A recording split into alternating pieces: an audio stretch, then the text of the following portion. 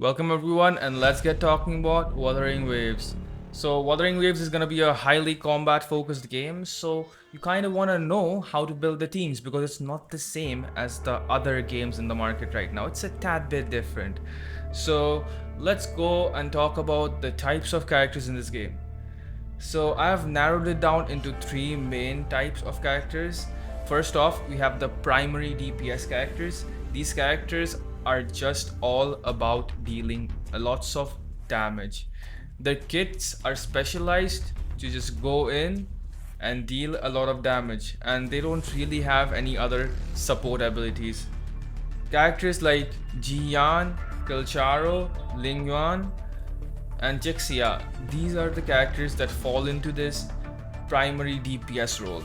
Next up, we have pure supports.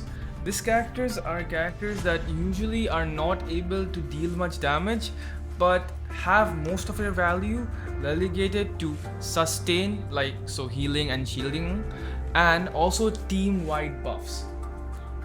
So these are the characters that are all about mostly supporting the team and not really doing much damage themselves.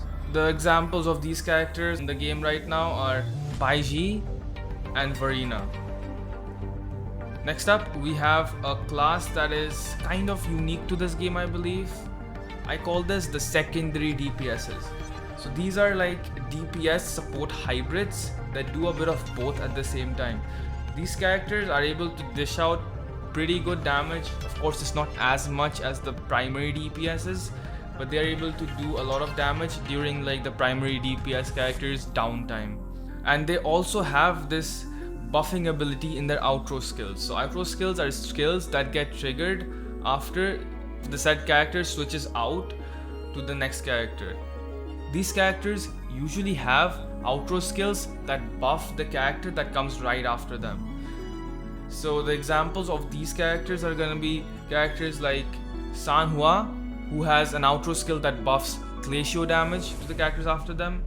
And then we have Mortife, who buffs heavy attack damage with his outro skills when he's switched out.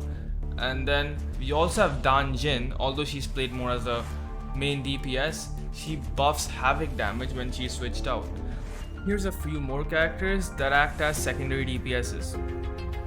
So let's talk a bit more about these outro skills. Outro skills are generally the most important part of team building in this game currently, because they kind of decide how well the characters synergize with each other. So there are primarily three kinds of outro skills in the game right now. So first, there are outro skills that just do damage to your enemies over time after your character switches out. These outro skills are usually the ones that the primary DPS characters have. Next up, we have outro skills that provide team-wide buffs and healing. These outro skills are usually the ones that belong to pure supports like Verena and Baiji. And third, we have outro skills that buff a specific type of damage. So there are two types within this. One are the elemental damage buffers and one are the damage type buffers.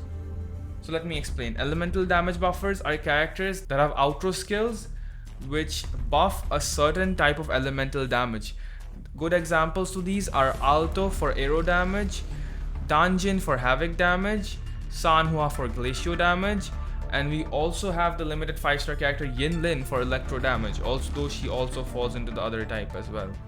For the other type, which is like damage type buffers, we have Mortife, who buffs heavy attacks, we have Tao Chi, who buffs resolute skill damage, and we also have Yin Lin in this category as well, because she buffs resonance liberation damage alongside the electro damage. So this is how outro skills affect team building. I'll be making a video all about outro skills in the future, so do subscribe if you want to check that out. Well then, let's continue on. Let's talk about a few examples of team building.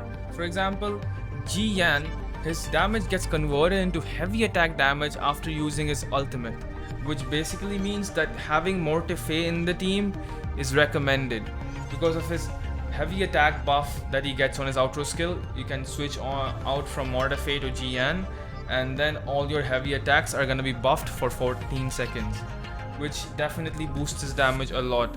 For the last slot, you can have a pure support like Baiji or Verena, who's gonna also be buffing team-wide damage alongside providing some sustain. So as you can see, this team has 3 types of characters: Jian as the primary DPS, Mortefe as the secondary DPS, and Baiji or Verena as the pure support. Similarly, you can build other teams. So let's take an example for a team for Glacio damage. Li Yang is the premier Glacio damage character in the game right now. So he will be the primary DPS. Then we can have Sanhua, whose outro skill buffs 30% Glacio damage for 14 seconds as the secondary DPS. And finally, we can put Baiji or Verena on the 3rd slot for pure support.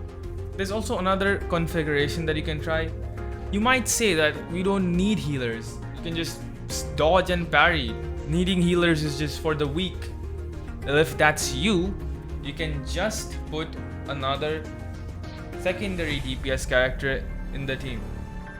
For example, let's try a Jian team again. Here, you can put Jian as the primary DPS, Mortefe as the first secondary DPS, and you can put Yang on the 3rd slot.